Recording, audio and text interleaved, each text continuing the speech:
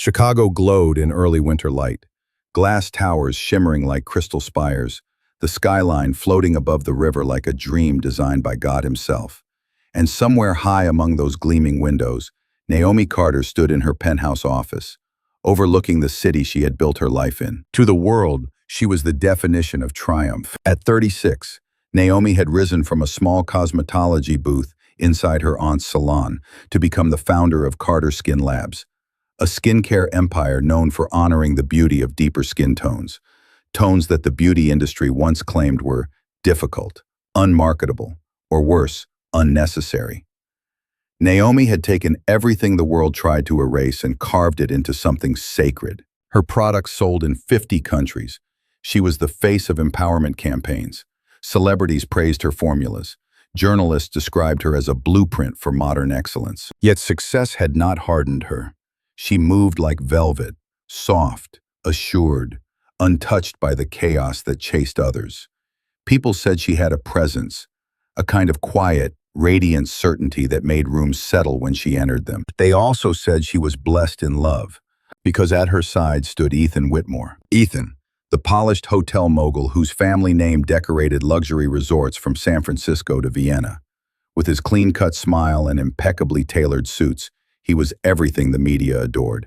Charming, philanthropic, refined. When he proposed to Naomi atop the Hancock Tower at sunset, rose petals, champagne, a ring that glittered like a fallen star. The photo spread made the front page of Belmond, Harper's, and what felt like half of Instagram. Chicago's golden couple, the captions declared. A love story that represented success, unity, and the new American dream. Naomi had believed it too. She remembered the early days, when Ethan would listen to her speak about Coco Chanel's contradictions, about the politics of complexion, about how identities shaped beauty standards, and he had looked at her like she held galaxies in her hands. He admired her fire, or at least, that was what she once trusted. But even golden narratives cast shadows. Naomi leaned against the window now, her reflection blending with the city lights in the glass. Her diamond engagement ring sparkled, elegant, impressive. Some nights it made her chest lift with pride. Tonight it felt strangely heavy. There had been small things lately, tiny shifts, a glance that slid past her instead of meeting her, the gentle, familiar touch of his hand replaced by brief, distracted gestures, smiles that didn't quite reach his eyes, late-night calls that ended quickly when she walked into the room. Not lies, not yet, but a thinning of closeness, like silk stretched too far. And Naomi, despite her poise, felt the change like a whisper on the pulse. Still, she didn't speak it aloud. Some loves deserve the grace of patience, or at least she wanted to believe they did. A knock sounded softly on the door. Naomi? Daria Blake, her operations director, stepped inside with warm brown eyes and her tablet held like a shield. They're ready for you downstairs. The board wants you to make a statement before tomorrow's product reveal. Naomi smiled, gentle, steady. Of course, she said. Tell them I'll be right there. Daria lingered for a moment. She had known Naomi for nearly a decade, long enough to read silence like language. You okay? She asked carefully. Naomi inhaled. Her voice came soft as silk ribbon. Yes, just thinking, which was the truth. But not the whole truth. She slipped gracefully into her coat, smoothing the lapel, restoring poise like slipping on armor. She was Naomi Carter. She did not falter. She did not unravel. But she did wonder. When did love begin to feel like something she was holding together alone? The elevator descended. The city glittered below. The night opened like a curtain. And the story, the one the world believed, continued shining around her. Golden, perfect, untouched. For now. If this story has already stirred something in you, a memory, a question, a whisper of intuition, I'd love to know your thoughts. Share what moment stood out to you. Tap like if the atmosphere drew you in. Follow to stay with Naomi as her truth unfolds, because what happens next changes everything. The first snow of the season fell softly over Chicago, dusting the city in pale glitter, as if winter itself were trying to imitate elegance. Naomi watched the flakes drift down outside the tall windows of her dining room, the crystal chandelier reflecting tiny crescent shapes onto the polished walnut table. The house was quiet, too quiet. Ethan sat across from her, scrolling through his phone, the glow lighting his cheekbones in cool white. The table between them was set with rosemary roasted lamb, truffle potatoes, steamed asparagus, meals once shared with laughter, stories, debates that stretched late into the night. Now the silence felt like frost settling between plates. Naomi sipped her wine. "You've been busy lately," she said gently. Ethan didn't look up. "There's a lot happening with the Singapore expansion. Board's nervous about timing." A simple answer. Reasonable, professional. But something in his tone felt distant, mechanical even. Naomi nodded, placing her glass down with grace. "Of course. I know how much that project means to you." This time, he smiled, but it was thin, a touch too practiced. "It means a lot to us," he corrected. The words should have warmed her. Instead, they landed hollow. The next morning, Ethan left before sunrise. Naomi awoke to an empty pillow beside her and a note on the kitchen counter, written in his precise handwriting. "Important meeting downtown. Didn't want to wake you. Dinner tonight?" Simple, thoughtful, sweet. But something inside Naomi pricked, something she couldn't yet name. She folded the note carefully, placing it in a drawer, an old habit from times when Ethan's words were little treasures she wanted to keep close.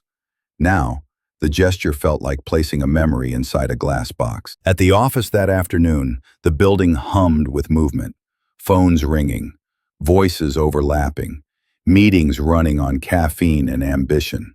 Carter Skin Labs was preparing the unveiling of its new campaign, Shades of Sovereignty, a campaign built to remind women, especially women of color, that their beauty was not something to modify, apologize for, or explain. Naomi stood in the center of the photography studio as models of rich, brilliant tones stepped into the light. Their skin glowed, their presence filled the room, and Naomi felt a familiar swell of rightness. This was what she had built her life for. Yet even in the beauty of that moment, something pulled at her from the edges of her awareness. A quiet ache, a quiet distance. Daria approached her, tablet in hand, hair pulled into a sleek knot. "The final proofs are ready for review," she said, then softer. "You seem somewhere else today." Naomi hesitated. She had always been composed, always certain, always in control of her emotions.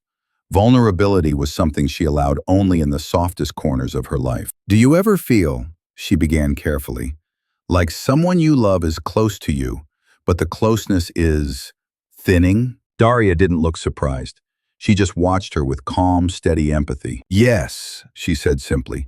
"Sometimes affection fades quietly. Not like a storm, like a tide." Naomi's breath caught. That was exactly how it felt. Not a break, not an argument, just a slow, silent withdrawing. And when that happens, Daria added, most women blame themselves. Naomi did not speak. That evening, the restaurant was warm and golden, candlelight flickering across linen tablecloths and crystal glassware. It was the kind of place where love should feel effortless. Ethan arrived late. He kissed her cheek, not her lips. His apology was smooth, well-practiced. Something about traffic, something about a call, something about things Naomi had stopped asking the details of. Dinner unfolded politely. He asked about her new product launch. He complimented her dress. He listened when she spoke. But Naomi could feel it, the gap, the quiet, the performance of affection instead of the instinct of it. When they stepped outside into the glowing city night, Naomi reached for his hand. He held it, but not with the easy unconsciousness of lovers. It was a hold of obligation, awareness, almost choreography. They walked like a couple, but they did not feel like one. Later, in their bedroom, Ethan changed in the bathroom while Naomi stood before her vanity, removing her earrings with slow, deliberate care. Her reflection stared back, composed, graceful, breathtaking, and yet her chest felt weighted. When Ethan joined her in bed, she turned toward him, seeking warmth. He kissed her forehead, gentle, familiar, and turned away to sleep. Naomi lay awake, her eyes open in the dark, her heart folded into stillness. She could not name the problem yet, and she could not prove anything, but she knew.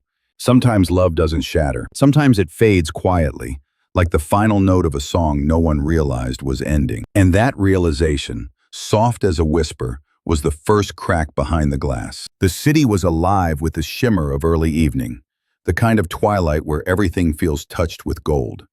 Naomi walked into the private lounge of the Whitmore Club, her heels quiet against the marble floor, her presence turning heads the moment she entered. She was used to that, not out of arrogance, but out of a lifetime of learning how to carry herself with the dignity the world once tried to deny her. Tonight, the lounge was hosting a reception for global investors.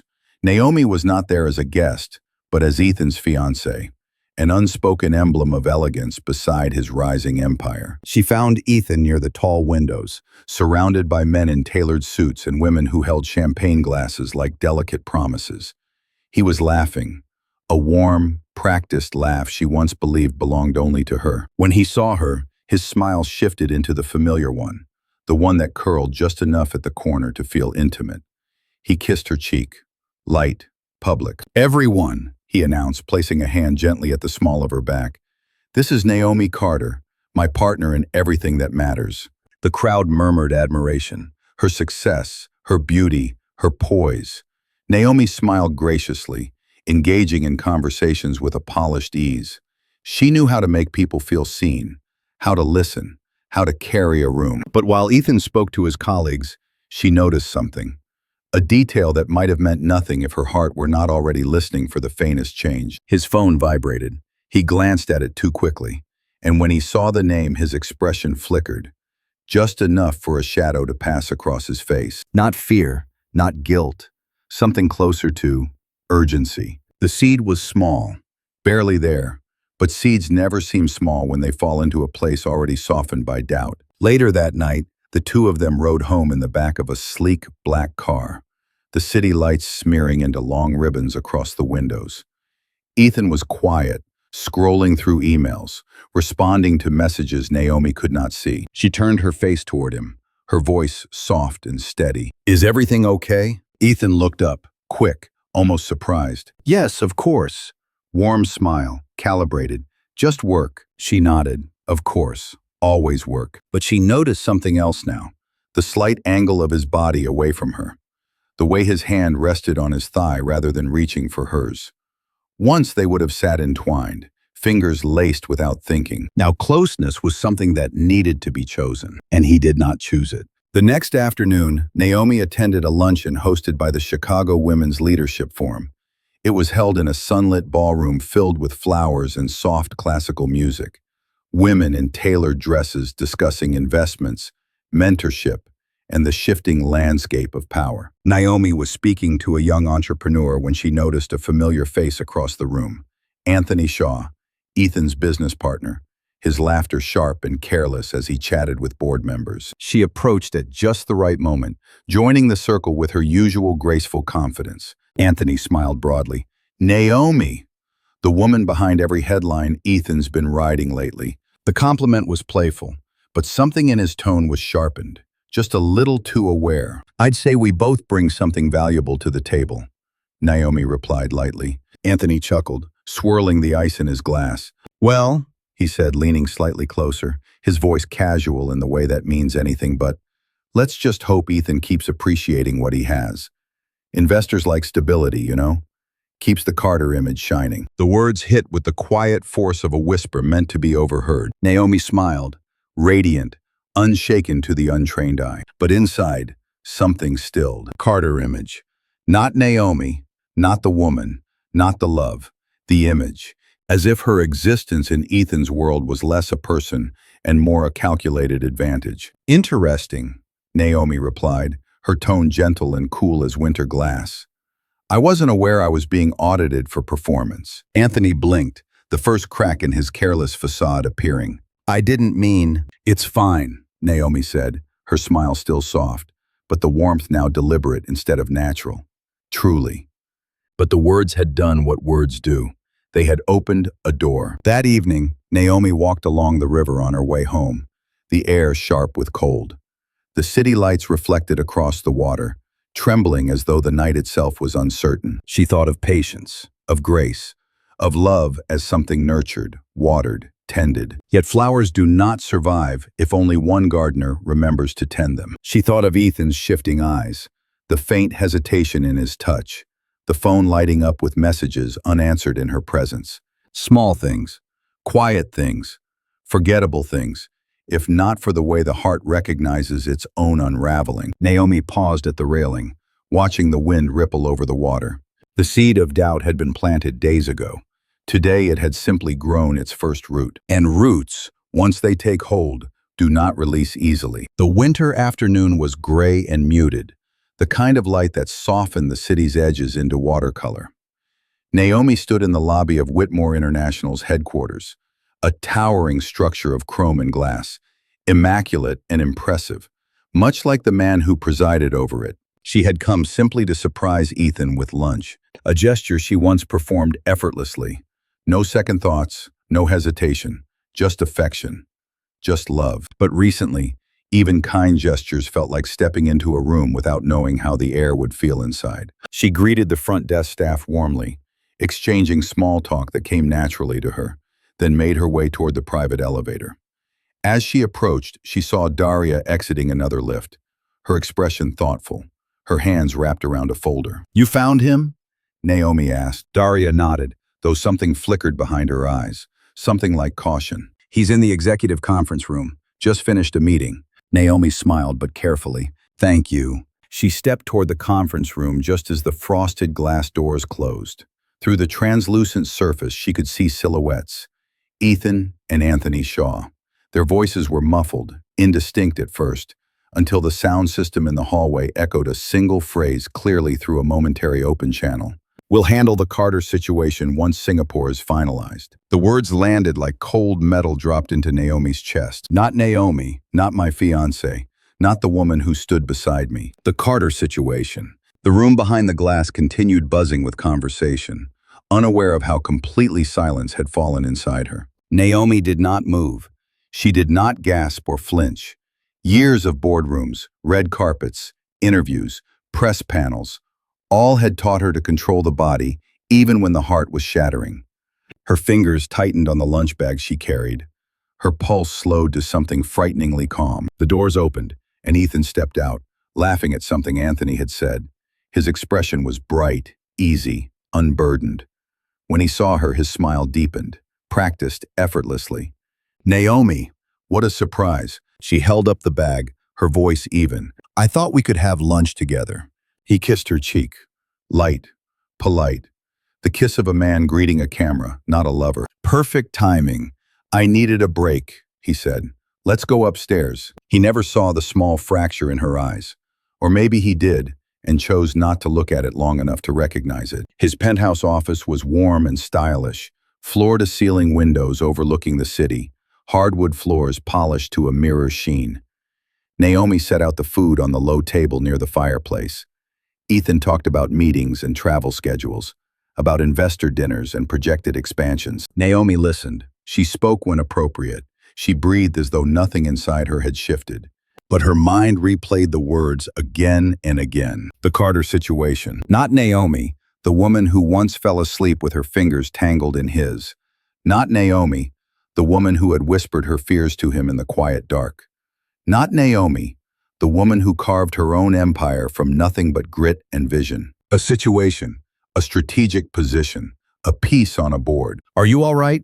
Ethan asked suddenly, pausing mid-sentence. Naomi lifted her gaze to him. There were 1,000 answers she could give, sharp, soft, wounded, furious. But pain, when fresh, often arrives in silence. She smiled instead, a soft curve of lips that revealed nothing and everything all at once. "Just a long morning," she replied. Ethan reached across the table and took her hand, but the warmth of his fingers felt unfamiliar, like a memory she was trying to retrieve rather than something that existed now. Later that evening, Naomi returned to Carter Skin Labs. The building was quiet at this hour, most employees gone, the halls humming with the faint sound of late-night laboratories and humming filtration systems. She walked slowly to her private office, her heels soundless on the polished floor. Her desk lamp cast a golden pool of light. She sat, folded her hands, let the silence settle like dust. Daria appeared in the doorway. She didn't knock. She didn't need to. She simply entered and stood across from Naomi, her expression gentle, unintrusive. "You heard him, didn't you?" Daria asked softly. Naomi did not ask how she knew. Some wounds were visible without being shown. "Yes," Naomi answered. The word was quiet, but it carried weight. Daria exhaled.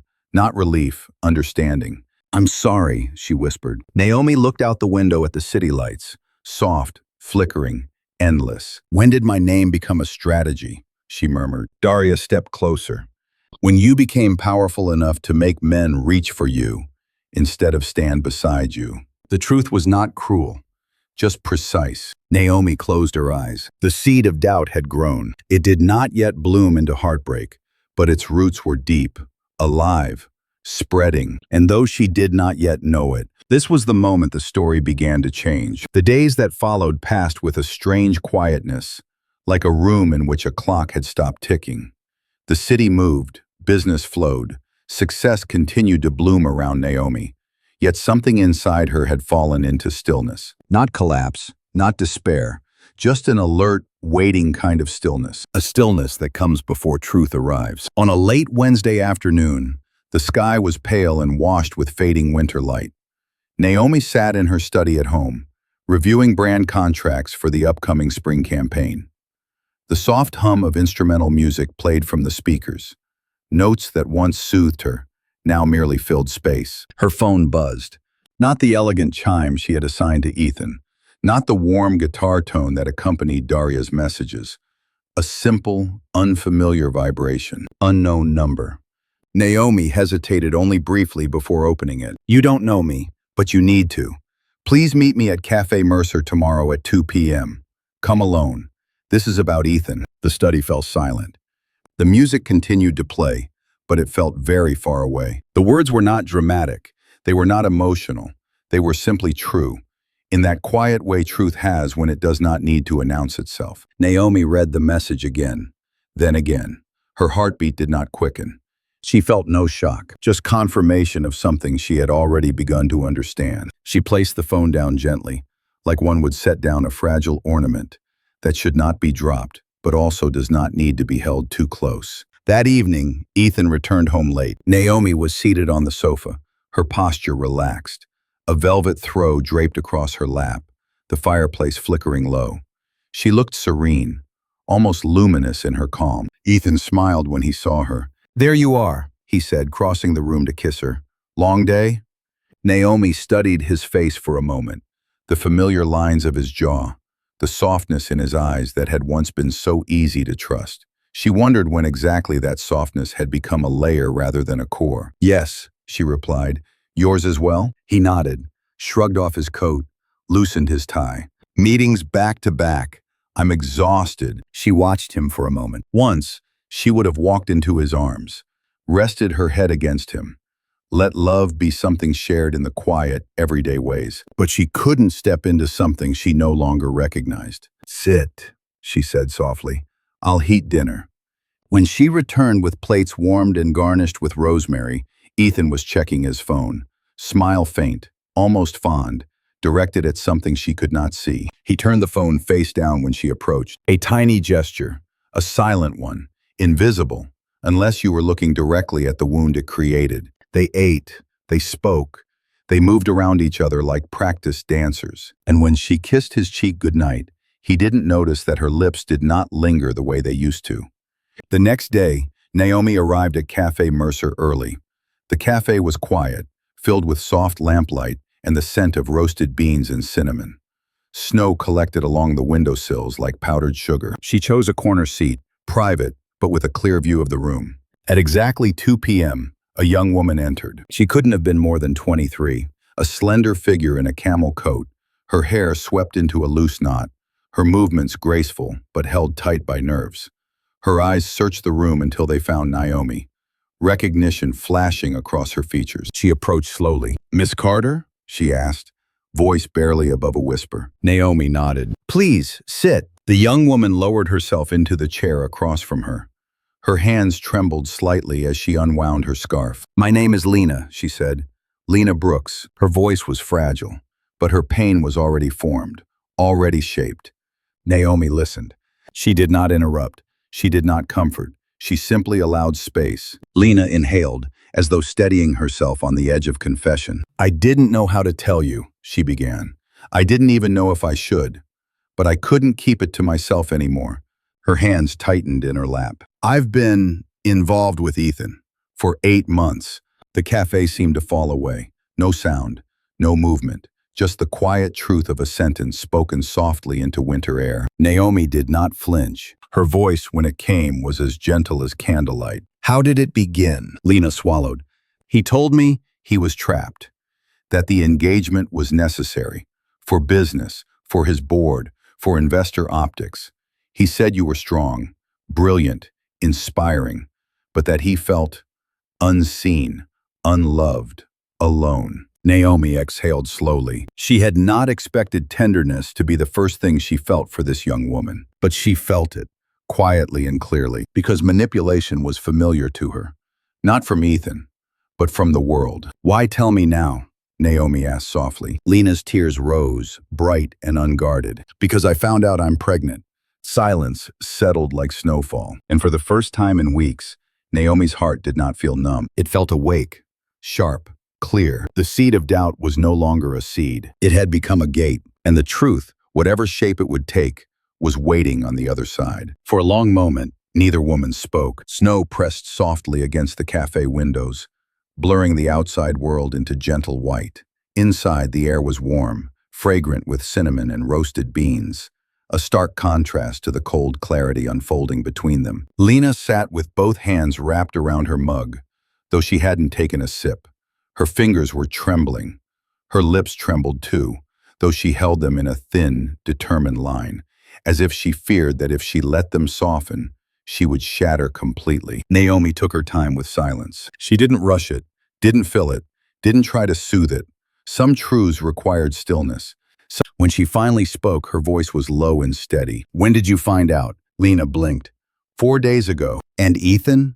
Naomi asked. Lena shook her head. He doesn't know.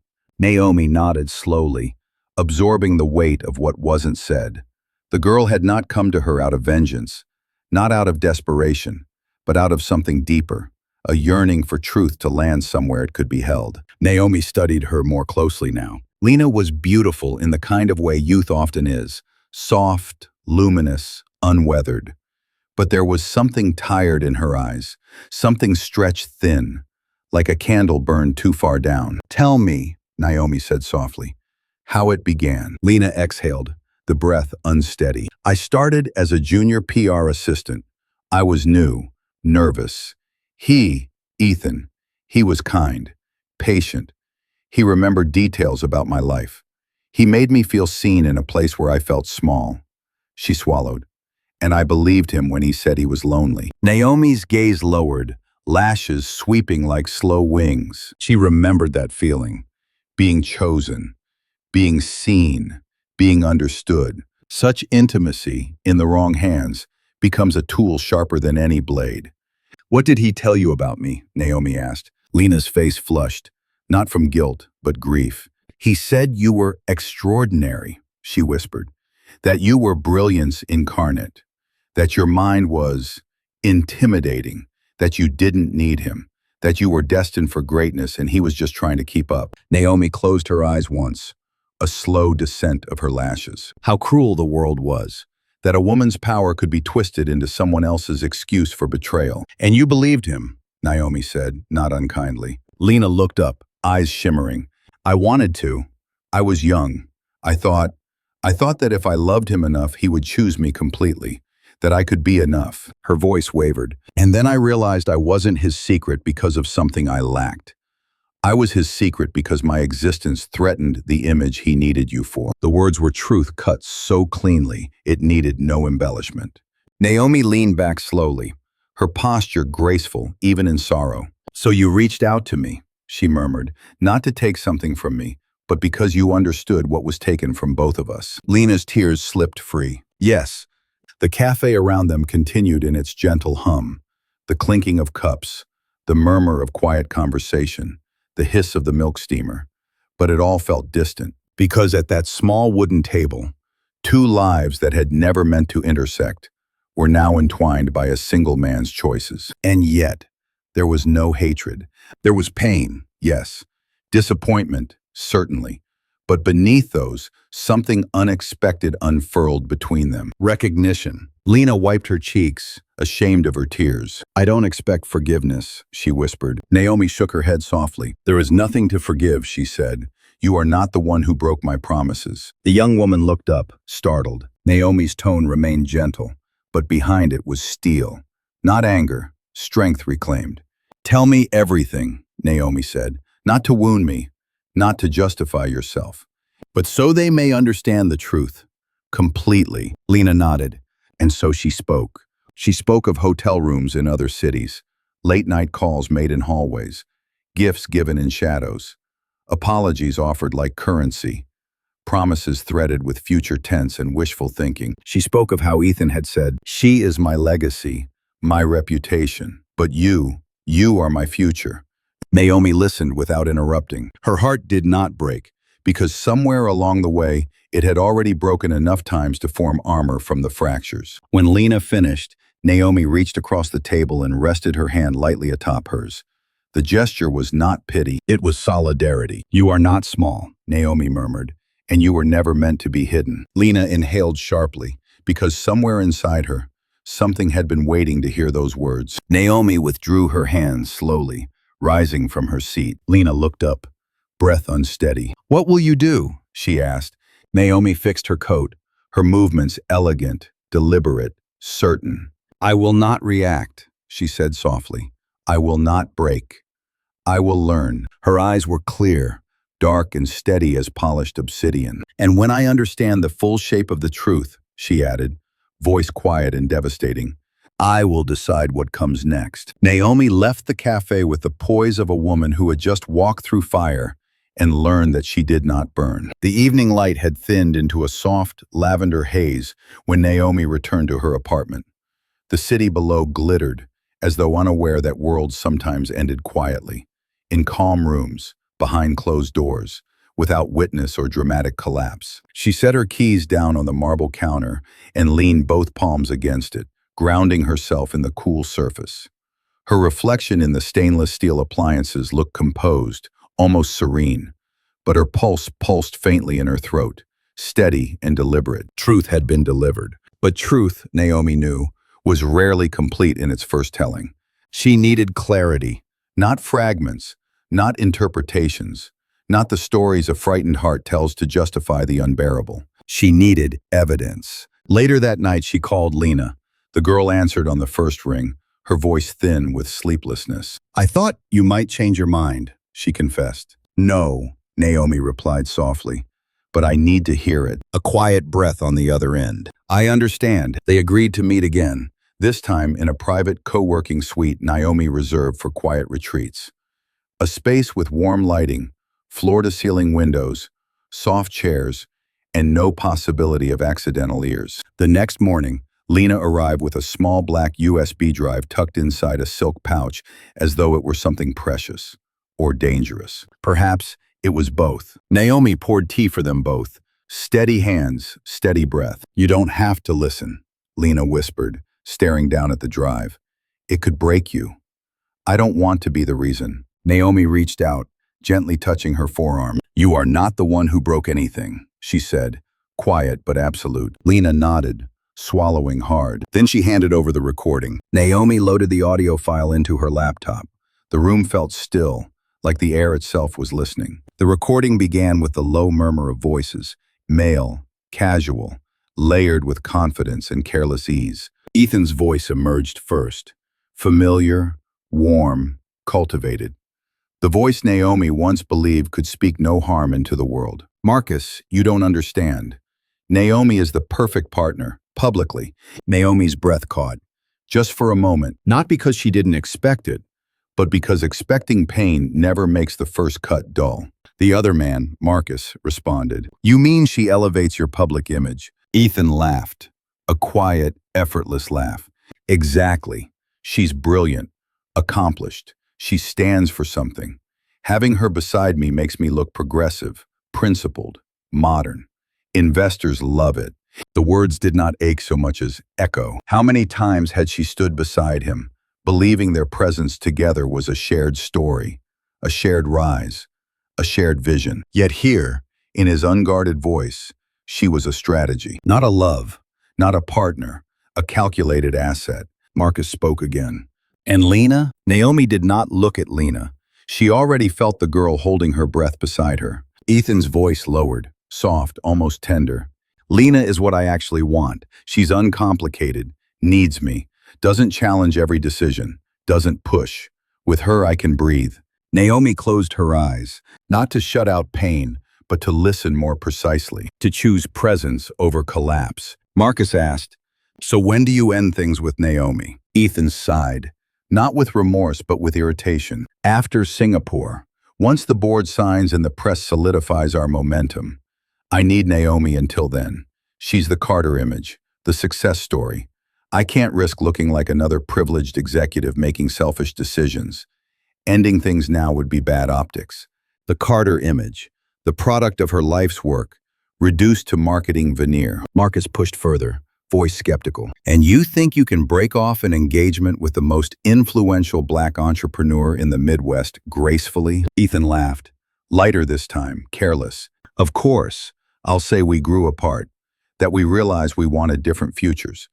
We'll make it look mutual, clean, respectable." Naomi felt something inside her shift, not break, reform. Her silence was no longer the silence of shock. It was the silence of understanding. The recording continued. Details, logistics, jokes made at her expense. Not cruel, worse, indifferent, thoughtless. She wasn't even important enough to be hated.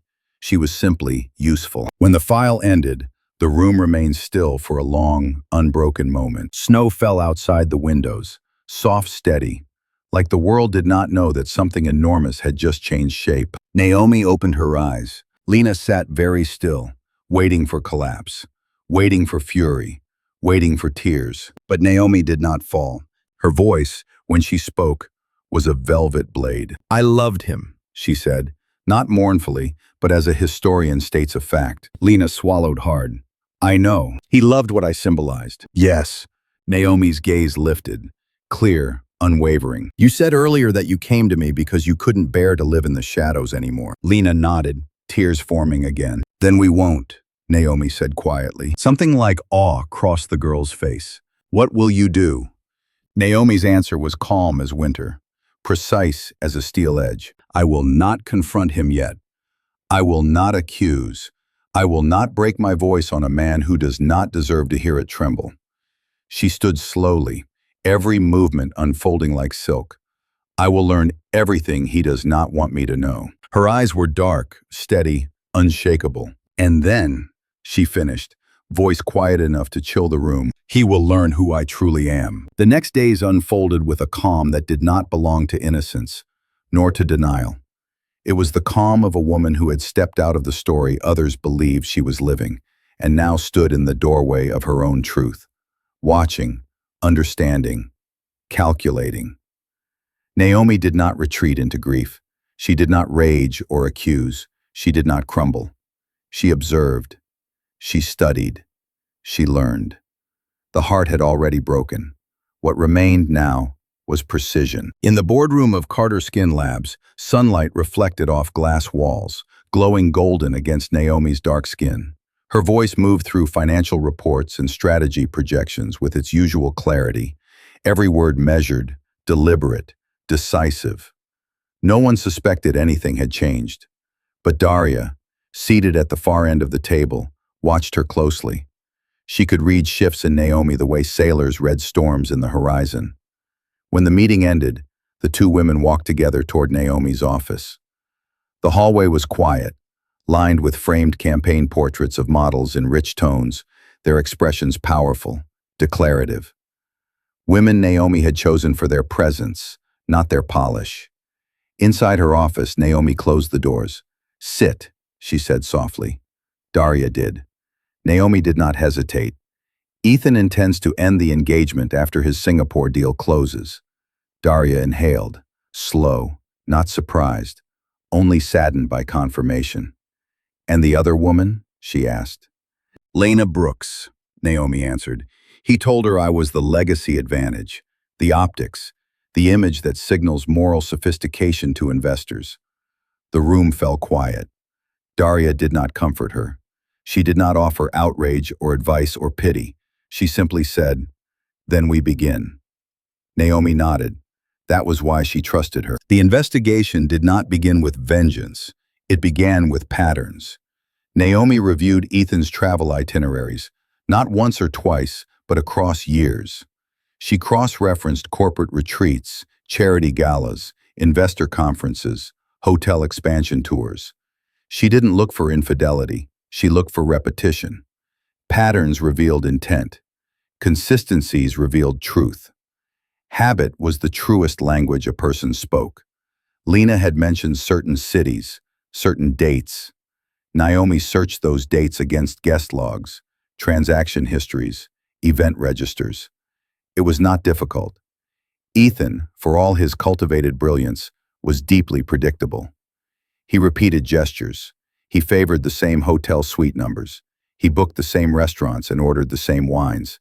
He used the same tender words, words Naomi once believed were chosen just for her. Naomi found receipts. She found reservations in duplicate. She found flower orders billed under secondary corporate accounts. She found a necklace purchased in Florence the same week he told her the board needed him on urgent business in Boston. But the truth was not simply in the purchases. It was in how carefully he had separated his worlds. With Naomi, he positioned himself as progressive, forward-thinking, socially conscious. With Lena, he performed vulnerability, softness, longing for escape. One narrative for admiration, one narrative for desire. He was not a man divided. He was a man strategic. Naomi studied every detail, not to regret what she had given him, but to understand who he had always been. There was a difference, a critical one. One evening, Naomi and Daria sat in Naomi's home office, files and digital logs spread across the table. The fireplace glowed softly, casting warm amber light over their hands. "You're very calm," Daria observed quietly. Naomi's gaze remained fixed on the screen. "Because I am no longer afraid." "What were you afraid of before?" Naomi's fingers stilled. That if love failed, it meant I had failed. Daria looked at her. "And now?" Naomi lifted her eyes, dark, clear, luminous. "Now I know that broken promises do not diminish my worth. They diminish the one who broke them." The stillness between them held power. Not grief, not loss, power. As days passed, Naomi noticed Ethan more closely, not with longing but with clarity. She watched how he spoke, how he chose his words, how he calibrated his charm depending on who was listening. She noticed the subtle shift in his ease, how he smiled more into his phone, how he checked the time more often, how he occasionally touched her shoulder as though touching her mattered, but only when someone else was watching. She did not confront him. She mirrored his politeness with gentle distance, not coldness, just absence of warmth. She let him feel what he had created, the spaces, the emptiness, the quiet. He noticed. He asked, softly one night, "Are we all right?" Naomi looked at him with a softness so deep it could not be questioned. And yet, behind it, there was a truth he did not yet understand. "We are exactly what we have chosen to be," she replied. He smiled, reassured, having heard only the surface of her words. He had always listened to surfaces. He had never learned to hear depth. The pattern was now complete. Naomi understood not just the betrayal, but the structure of it, his calculations, his dependencies, his image building, his reliance on her dignity, her composure, her reputation. He believed she would survive quietly. He believed she would preserve his narrative. He believed she would make the unraveling graceful. He misunderstood entirely. Naomi did not intend to drag him into ruin. She intended to redefine the story. And when a woman like her steps into the truth of her own power, she does not raise her voice. She changes the room. The morning dawned quiet. Pale sunlight crept slowly across the bedroom floor, soft gold rippling over the edge of the duvet where Naomi lay awake, her eyes open long before the alarm. Ethan slept beside her, breathing steady, face relaxed, utterly unaware. There was a time Naomi would have turned toward him, tucked herself into the shape of his warmth, her heartbeat sinking to his. But now, the space between them felt vast, like a shoreline slowly eroded away by tides neither of them acknowledged aloud. She watched him, not with anger, not with longing, but with recognition. She could see the story of who he was, etched in features she once thought she knew intimately. His charm was real, yes. His ambition, real. His hunger for approval, deeply real. His love? That was the question she was now ready to examine. She rose quietly, wrapping a velvet robe around her shoulders, and moved to the balcony. The city's cold morning air met her skin like an awakening. Below, Chicago bustled with unaware beauty. Taxis gliding down sunlit streets, steam rising from manhole grates, pedestrians tucked inside scarves and hurried purpose. Life went on, as it always does, even when hearts break. Naomi rested her hands lightly on the granite railing and allowed herself to feel, not the sharpness of betrayal that had already burned through her. What remained was the ache underneath, the ache of a woman who had once believed in a love that would hold, and who now understood it had always been conditional. Conditional on her usefulness, conditional on the story she helped shape, conditional on the light she cast upon another person's narrative. She closed her eyes. She let the ache speak. She remembered the early days, before the magazine spreads, before the gala photographs that captured their intertwined silhouettes like a modern fairy tale. She remembered Ethan meeting her in the quiet cafe where she drafted product formulas by hand. He sat across from her, asking what her dreams tasted like. She had told him she wanted to build a company that made women feel seen, truly seen, in a world that tried to make them feel like shadows. He had smiled at her with awe, or she had believed it was awe. She remembered thinking, at last, someone who understands me not because of what I can do, but because of who I am. But truth, when it finally reveals itself, rewrites memory. His admiration had not been for her soul. It was for the light she shone, a light he hoped would reflect well upon him. She exhaled slowly, the breath steady, not weak, not trembling. She had loved him. That was real. But in loving him, she had also allowed something subtle to happen. She had begun dimming the fire inside herself so he could feel warmed instead of outshined. She had mistaken containment for support. She had mistaken patience for devotion. She had mistaken self-reduction for love. Realizing this did not break her, it freed her. Later that afternoon, Naomi walked through the halls of Carter Skin Labs, her heels soundless against marble floors. Employees greeted her with admiration, affection, respect that was not performative, not calculated. They smiled not at her image, but at the presence she brought. This space was her creation, her offering to the world, her legacy born of sleepless nights, relentless belief, and a kind of love that did not require her to shrink. As she stepped into the laboratory viewing corridor, she watched her chemists working, testing serums, adjusting formulas, studying textures under glass and lamplight. These were women and men who believed in the work because she had shown them it mattered. She felt her chest soften. This was real. This was honest. This was hers, not borrowed, not shared, not dependent on anyone else's approval. She walked deeper into the lab, the scent of jasmine oil and hyaluronic compound lingering in the air. She paused before a workstation where a young chemist, Tara, was delicately pipetting samples into microwells. Tara looked up, startled, then smiled wide. "Miss Carter, sorry, I wasn't expecting you." "No apology needed," Naomi said gently. "How's the stability testing?" Tara's eyes lit up with earnest pride. "Better than expected. The formulation is steady, balanced. It holds beautifully." Naomi nodded, warmth unfurling inside her. "It matters," she said softly, "that women feel like their beauty does not need to be adjusted to someone else's idea of perfection. That they feel they can hold themselves steady in the world." Tara nodded, eyes bright, understanding, blooming. Naomi realized the words were not only about the product, they were about herself. That evening, Naomi stood before the mirror in her dressing room.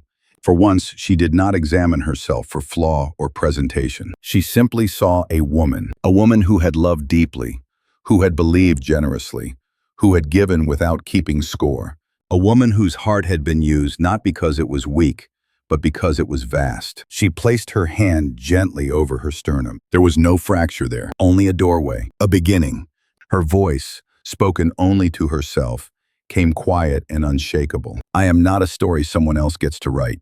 The reckoning was not the breaking. The reckoning was the return to her power, to her truth, to herself. The heart, she realized, had not been undone. It had simply been reminded of who it belonged to. Winter deepened. The city moved beneath a sky the color of pearl, snow collecting like lace along window edges and park railings. People hurried through the cold, wrapped in scarves and urgency. But inside Naomi's penthouse, time felt slower, quiet as the pause between a violin's final note and the applause that follows. She sat at her dining table, a cup of chamomile tea steaming gently in front of her. The apartment was warm, filled with the soft glow of lamplight, the kind of warmth that once meant comfort, the kind of light that once meant home. Tonight, it felt like stage lighting before a performance. There was a knock at the door. Naomi didn't rise immediately. She exhaled once, steadying her breath, then stood and walked toward the entrance with the calm grace of someone who had rehearsed this moment inside her mind. She opened the door. Lena stood there. Her coat was dusted with snow, cheeks flushed from the wind, but there was something new in her posture, an attempt at quiet dignity, though fear trembled just beneath the surface. "Come in," Naomi said. Lena stepped inside cautiously, as though entering a sacred place. Her eyes flickered around the room, beautiful, refined, curated over years of careful building, the home of a woman who had earned every piece of her life. Naomi gestured toward the living room. "Sit wherever you'd like." Lena chose the far end of the sofa, hands folded in her lap. Naomi sat across from her, not too close, not too distant, balanced. For a moment, they simply breathed the same quiet air. Then Naomi spoke. "You don't owe me apology," she said, "and I will never demand your shame. But we need clarity, and we need honesty." Lena nodded, eyes glass bright. "I never meant for any of this to happen," she whispered. "I didn't know, at first. And when I finally understood, when he admitted it, I thought I could handle being hidden. I convinced myself that love is worth patience, but patience became disappearing, and I couldn't disappear anymore." Naomi listened, her face serene, the serenity of depth, not distance. "Do you love him?" she asked. Lena closed her eyes as though answering might bruise something inside her. "Yes," she breathed, "but I think I loved who he was with me, not who he is." Naomi nodded once. It was the kind of truth that does not need to be questioned. Love is rarely foolish, but it is often misinformed. "And the child?" Naomi asked softly. Lena's hand drifted to her abdomen, protective, instinctive. "I'm keeping it," she said, "not because of him, but because this life inside me is mine too. My future, my responsibility." A quiet strength rose in her voice, shaky but real. Naomi felt something like respect settle warm in her chest. "You will not face this alone," Naomi said. Lena's breath hitched. "Why? After everything, why are you kind to me?" Naomi held her gaze, deep, steady, unwavering. "Because I remember being young, because I remember believing someone who spoke beautifully instead of truthfully, because you are not the harm, you are another woman harmed." Silence. Then Lena's tears came, not from pain this time, but from release. Naomi let her cry. She did not reach to comfort her. She simply allowed the moment to hold both of them. When the tears faded, Naomi leaned forward, voice almost a whisper, but one made entirely of steel. "We need to understand this fully, not to destroy him, but to make sure neither of us is erased in the process." Lena nodded. "Tell me what you need." And there was the quiet formation of something powerful. Alliance, not born from vengeance, not born from rivalry, born from truth, born from survival, born from the understanding that women are not enemies, but mirrors reflecting the same wounds back to one another. Naomi stood and moved toward her study. Lena followed. On the desk, Naomi spread documents, a timeline of Ethan's travels, duplicated reservations, emails, photographs of hotel check-ins. The recording lay at the center, as undeniable as light. Lena stared. She had known pieces. She had not known the scale. "He has done this before," Naomi said quietly. "Not with you. Not with me. There were others, just brief, managed, hidden, but patterned." Lena's shock deepened, not at betrayal, but at the realization that she had believed herself singular. "We are not the first," she whispered. "No," Naomi said, "but we will be the last." Not a threat, a promise spoken truthfully, without rage. Women shift history not with fire, but with decisions. Naomi turned toward Lena, her voice soft. "What do you want now?" Lena hesitated. Then, "I want my child to grow up without shame. I want to be free of secrecy. I want my life back." Naomi nodded. "And I want my dignity," she said. "Not returned, because it was never lost. Just recognized. Publicly, clearly, without distortion." Their eyes met. Agreement did not require further words. The alliance was sealed, not with oath, not with vow, but with understanding. Two women choosing truth over silence, self-respect over performance, and each other over the story that was designed to divide them. Outside, the snow fell in quiet flakes, soft, unhurried, inevitable, and the world was already shifting. Morning sunlight filtered softly through sheer curtains, turning Naomi's living room into a quiet cathedral of pale gold and muted shadow. The world outside was still. White snow layered over streets and rooftops, muffling the city into a hush. A stillness before movement, a pause before decision. Naomi and Daria sat across from one another at the long oak table, papers laid out like constellations.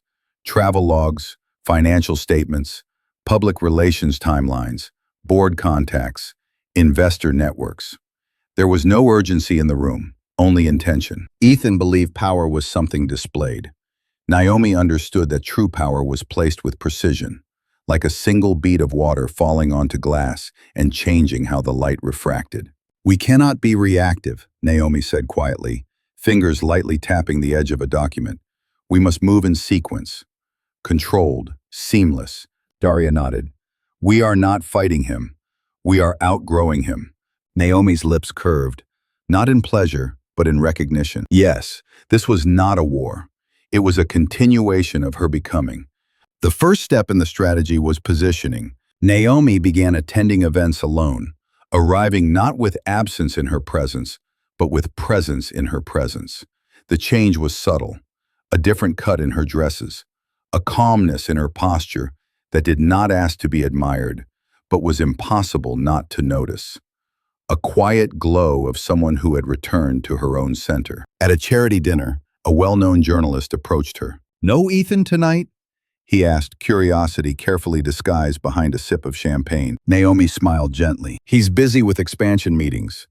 Our paths are running in parallel for now." Not a lie, not truth with edges, just enough. The journalist nodded, absorbing it. Stories take shape from small sentences. Naomi placed hers with care. The second step was witnessing. Lena moved into her own apartment across the river, a warm space painted in soft honey tones, sunlight pooling across wooden floors. Naomi visited her quietly, often late in the evening when the world softened. They spoke not of Ethan, but of names for the child, of work, of small joys, steeping tea, scented candles, the piece of a window cracked open to winter air. One night, as the kettle whistled softly, Lena looked at Naomi with tentative wonder. "How are you not angry?" she asked. Naomi stirred honey into her tea, the spoon clinking gently. "I was," she answered, "but anger is a fire that burns until there is nothing left to warm. I need my warmth intact." Lena nodded. She was learning. Naomi had learned long ago. The third step was information. Daria, with the quiet intelligence of a strategist, began gathering details. Not to expose, but to know. She charted the timeline of Ethan's Singapore deal, the final board vote, the key investor names, the public statement draft. She traced how much his image relied not just on success, but on the symbolism of his relationship with Naomi, the partnership that represented progress, unity, refinement, modernity. Without her beside him, the narrative shifted. Without her, he did not appear visionary. He appeared ambitious alone. And ambition without meaning holds no weight in a world that worships stories more than facts. When Daria presented her findings to Naomi, she spoke with the clarity of someone who understood the game they were now playing. "He doesn't love the image of you," Daria said. "He loves the reflection of himself that appears when you are beside him." Naomi absorbed the words without flinching. "I know." It was not pain, it was knowing. and knowing is how a woman stops bleeding. The fourth step was preparation. Naomi met with her legal team, not to battle, not to threaten, simply to review the contracts, engagement clauses, partnership shares, public communication agreements. There was no haste in her movements, no panic, no vindictive hunger. This was not revenge. This was protection, a reclamation of narrative, a safeguarding of identity. The lawyers exchanged glances, quiet admiration in their eyes. Naomi's strength was not loud. It did not brandish itself. It was measured, composed, inevitable. "This will be clean," Naomi said, "graceful, and unmistakably mine." They nodded. It would be. And then, the fifth step, the quiet before the reveal. Naomi and Daria walked the riverfront one evening, city lights shimmering across the water like reflected stars. Snowflakes drifted slowly, catching in Naomi's curls, dissolving into warmth. "He will notice soon," Daria said. "Yes," Naomi replied. No dread, no anticipation, simply acknowledgement. "He will feel the shift before he understands it," she continued. "The center he thought he owned will no longer include him." "And when he asks?" Daria asked. Naomi turned her gaze to the water, her reflection rippling, unbroken. "I will answer with truth, not accusation. Truth needs no defense." The wind lifted the edge of her coat. The world around her breathed. Naomi had not lost anything. She had simply remembered herself. Not the woman in the golden narrative, not the symbol, not the adornment to someone else's story, but the one who had built her name, her empire, her presence, her voice, before him, without him, beyond him. The strategy was not destruction. It was clarity. It began quietly, the way most unravelings do. Not with accusation, not with confrontation, not even with a change in Naomi's voice. It began with absence, not physical. Naomi was still there. She still moved through the penthouse with her usual grace. She still attended dinners, still accompanied Ethan to functions, still smiled when cameras turned toward them. But something essential was missing. Her warmth, her softness, her willingness to reach first. Ethan felt it before he understood it, and the realization unsettled him in a way he did not know how to name. At first, he told himself it was stress, her upcoming product launch, his Singapore negotiations, the season, the pace of success. But the discomfort did not fade. It sharpened. He noticed how Naomi no longer finished his sentences for him during meetings, how her laughter at his jokes had warmed into something polite, how her touch, which once fit perfectly into his every gesture, had become measured, intentional, formal. She had not withdrawn. She had retracted, like light stepping back from a surface where it no longer wished to reflect. This was not indifference. This was reclamation, and it terrified him. One evening, they attended a fundraising gala at the Museum of Modern Art.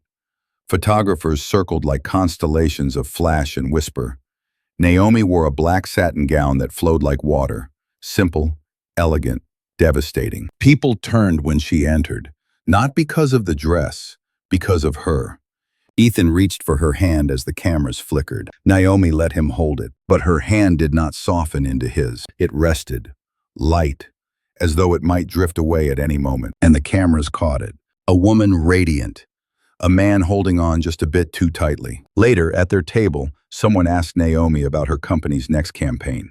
She spoke with her usual clarity and quiet brilliance, words flowing like silk, her ambition worn with the grace of familiarity. Ethan listened, but something inside him twisted, because the room was looking at her power, at her depth, at her command of presence. All of it. And for the first time, Ethan felt the distance not as a shift, but as a threat. Not to his heart, but to his identity. He approached her later that night, in the quiet warmth of their shared bedroom. Naomi sat at her vanity, gently removing her earrings. "Naomi," he began carefully, "is something wrong?" She looked at him in the mirror, her expression soft, unguarded, but not exposed. "Why do you just open?" And that openness terrified him more than anger would have. "You've been different," he said, distant. Her eyes. "People change, Ethan. Growth is unavoidable. You and I are no exception." He blinked, his breath catching on something he could not swallow. "I don't want to lose what we have." There it was, his first hint of panic, tucked inside the folds of vulnerability. Naomi turned toward him slowly, The nightlight cast gentle shadows across her cheeks, illuminating the quiet strength in her posture. "You haven't lost me," she said softly. "I'm here." But Ethan heard the unspoken second half. For now. Fear flickered in his chest. Fear, not of losing her presence, but of losing what her presence meant for him. In the days that followed, Ethan began trying. He brought her coffee in the mornings. He left notes on her desk. He came home earlier. He asked about her meetings. Every gesture was correct, polished, appropriate. But Naomi saw it for what it was, an attempt to restore equilibrium. Not intimacy, not truth, control. He was not trying to understand her. He was trying to steady himself. And panic, when denied, takes on strange shapes. He began checking her schedule, showed up at her office unannounced, asked questions disguised as concern but edged with insecurity. "Who were you having lunch with? How late will you be out? Why didn't you pick up earlier?" Naomi answered each question gently, calmly. But with each answer she gave him nothing extra. No explanation, no reassurance, no emotional cushioning. She was not withholding. She was simply done performing effort he had not earned. And Ethan, who had once believed he understood her completely, suddenly realized he had never learned how to love her. He had only learned how to benefit from her love. The panic deepened, but it was a quiet panic, an internal unraveling behind a polished exterior. He began losing sleep. He paced when she wasn't looking. He checked his phone too often, waiting for messages that never came. The world still saw them as perfect. But Ethan now recognized something terrifying. Naomi did not need him. She never had. And for the first time, he realized, if Naomi chose to leave, she would not leave shattered. She would leave whole. And he would be the one left to break.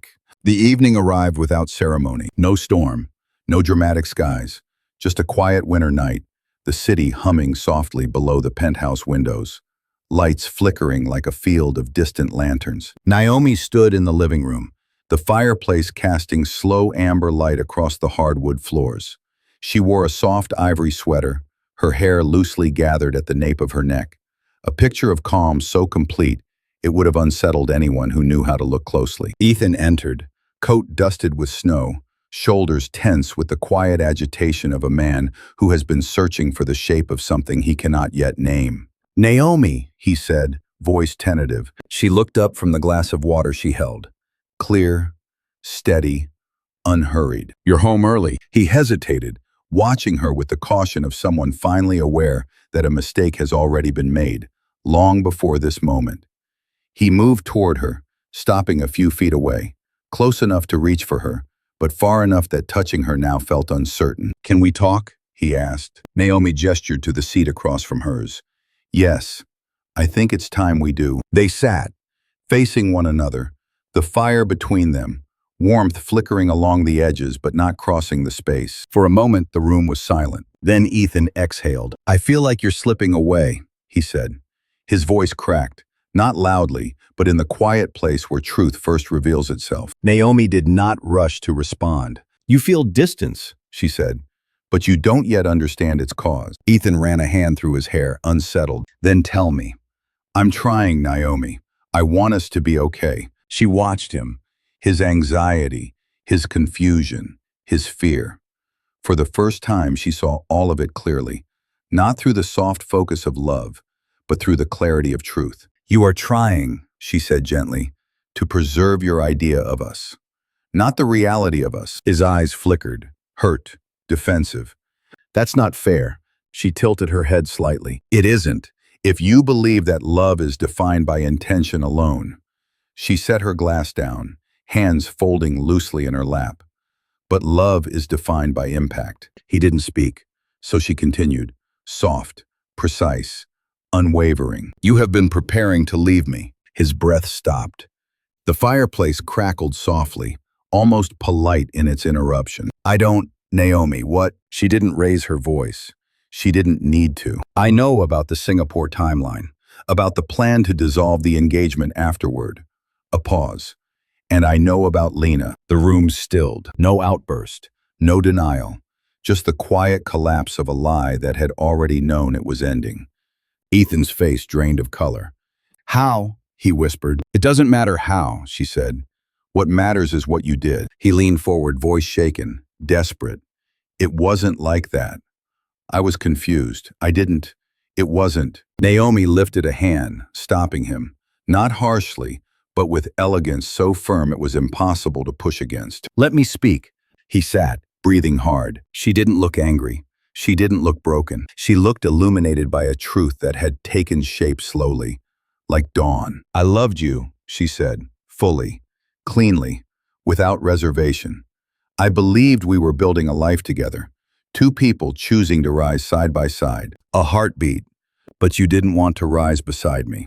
You wanted to rise because of me. His eyes widened, not with confusion, but with recognition. The truth had always been there.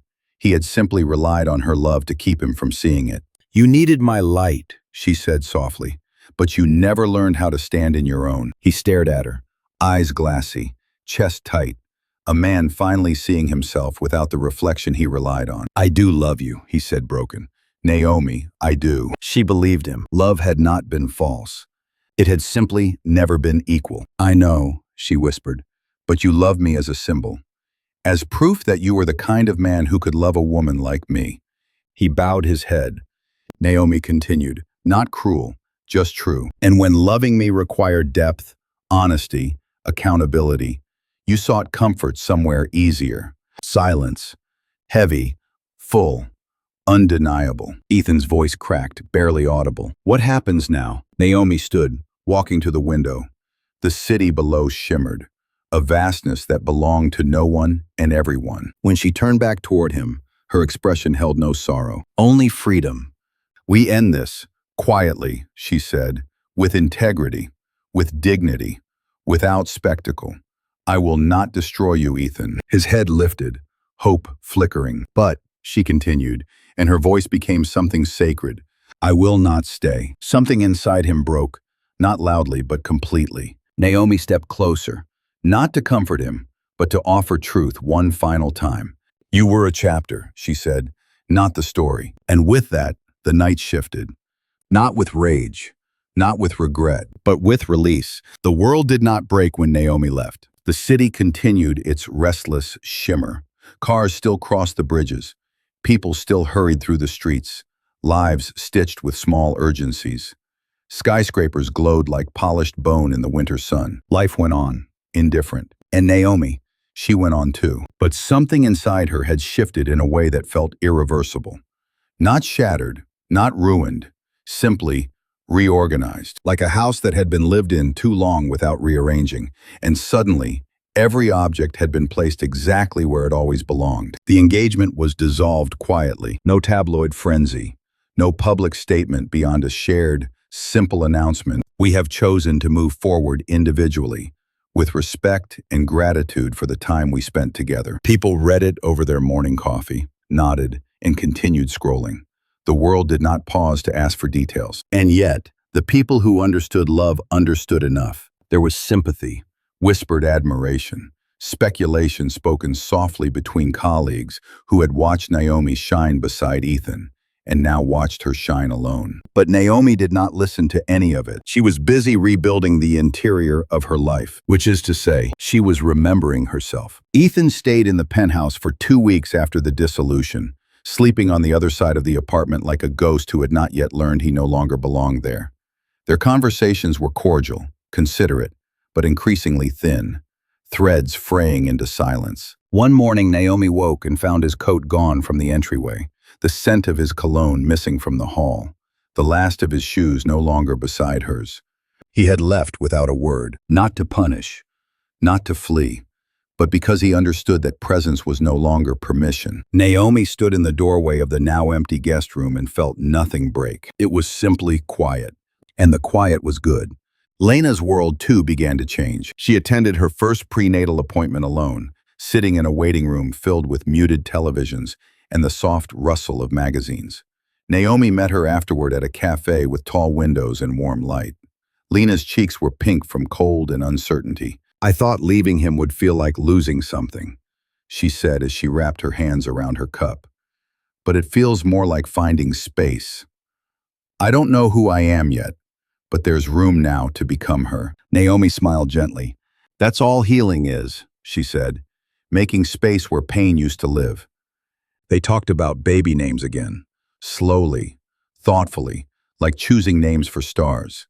They laughed, not loudly, but fully. The world felt like a place where beginnings could still happen. Daria remained Naomi's constant. In the office, she handled negotiations, press transitions, board communications. The company moved forward not with triumph, but with quiet steadiness, the way a tree grows new rings under its bark. One afternoon, Naomi stood in the lab, watching a chemist mix a new formula. Soft amber oils swirling in a glass beaker. The room smelled like jasmine and sandalwood, a scent that held memory and future at once. This one feels calm, the chemist said. Balanced. Naomi nodded. It should, she murmured. Balance is not the absence of conflict. It is the process of returning to one's center. The chemist did not fully understand, but the words lingered anyway. There were nights Naomi lay awake, not in pain but in reflection. She thought of Ethan, not the betrayal, not the unraveling, but the tenderness that had once felt so true. She did not deny that it existed. Love had been real, but love had also been incomplete. She did not regret it. Some relationships shape us, others reveal us, but a select few do both, and end not because they fail, but because we outgrow the person we once were inside them. Naomi had outgrown the version of herself who believed she needed to be loved. One evening, she stood on the balcony again, much like the night after she learned the truth. But this time, the air felt different, not sharp, not hollow. Open, the city glittered below, alive and indifferent and unbearably beautiful. Naomi pulled her coat tighter around her, her breath leaving her lips in small clouds of warmth. She no longer thought of what had been lost. She thought of what had begun, a life shaped from her own center. Relationships chosen, not clung to. Love that would not require her to shrink. She did not know what came next. But for the first time in a long time, uncertainty did not feel like fear. It felt like possibility. Spring arrived quietly, not with celebration, but with gradual thaw. Snow melted from the sidewalks. Water trickled beneath curb edges, and the city breathed again. Bare branches blushed with the promise of blossoms, not yet opened, but already alive beneath the bark. Naomi walked through the city one mild morning, the wind soft against her skin. The world felt lighter, not because it had changed, but because she had. She passed by shop windows where her own advertisements still glowed, models of deep brown skin, luminous and unapologetic. There were posters of new storefront openings, interviews scheduled, speaking events lined up for the Women in Innovation Summit next month. Her life did not pause for heartbreak. It expanded around it. She found herself smiling, not because everything was healed or perfect, but because she stood in the life she had built, with both feet grounded, no longer asking permission to take space. That was the real freedom. One afternoon, she visited Lena at her new apartment again. Soft light poured across the rug, and the scent of chamomile filled the kitchen. Lena's pregnancy had begun to show, a gentle curve beneath her sweater, a quiet declaration of the future she now chose with open eyes. They sat on the floor surrounded by baby name books, though neither of them opened one. Lena looked at Naomi, her eyes clear. "I used to think strength was holding on," she said. "Now I think it's knowing when to let go." Naomi's heart softened like silk warmed in sunlight. "Yes," she replied. "Strength is choosing yourself, even when love tries to convince you not to." Lena reached over and took her hand, not for guidance, not for rescue, just in recognition. Women who have walked through fire need not explain themselves to one another. They simply know. That evening, Naomi returned home and found a small envelope beneath her door. No signature, no pretense, just her name, handwritten. Inside, a note: "I'm sorry." Ethan's handwriting, elegant, steady. "I didn't understand what I had because I never understood myself. I hope one day you can remember me kindly. I'll spend a long time learning what it means to love without needing to be adored." Naomi read it once. Only once. She folded it carefully and placed it in a drawer, not to keep the memory alive, but to put it where it belonged, in the past. Forgiveness was not a gift to him, it was her release, and release is what allows wings to grow back. Weeks later, Naomi stood backstage at the Women in Innovation Summit, her notes loosely held in one hand. The room beyond the curtain buzzed, hundreds of women, entrepreneurs, students, leaders, creators, waiting. Her name was announced. Applause rose, warm and genuine. She stepped into the light. She did not speak about heartbreak. She did not speak about betrayal. She did not speak about Ethan. She spoke about becoming. About how success means nothing if you lose yourself inside it. About how love is sacred, yes, but it is not salvation. You do not hand your worth to another and call it devotion. You carry it inside you, always, like flame. Her voice was steady, rich with lived truth. When a woman knows herself, she said, she becomes impossible to diminish. Not because she is unbreakable, but because she knows how to rise. The room was silent, in the way quiet becomes reverent. Somewhere, a woman wiped a tear. Somewhere, another exhaled like she'd been holding her breath for years. Naomi's final words were simple. You do not have to stay small to be loved. You are never meant to shrink to be held.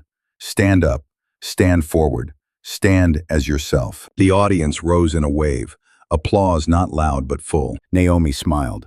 Not triumphant, not proud. Home. That night she walked alone along the river, the water glimmering beneath twilight. The wind lifted her hair, soft and cool. She no longer thought about the version of herself who had once been afraid to lose love. She thought about the woman she had become. Soft but never fragile. Strong but never unfeeling. Graceful but no longer self-sacrificing. Not a symbol, not a lesson, not a perfect story. Just a woman who stood up, and that was enough and more than enough. If Naomi's journey resonated with you, even just a little, tell me which moment spoke to your heart. Like this, to keep the story glowing for others. Follow the channel if you want more stories of strength, love, and becoming. Your engagement is how stories like this find the women who need them. And maybe, beautifully, the woman who needs it is you.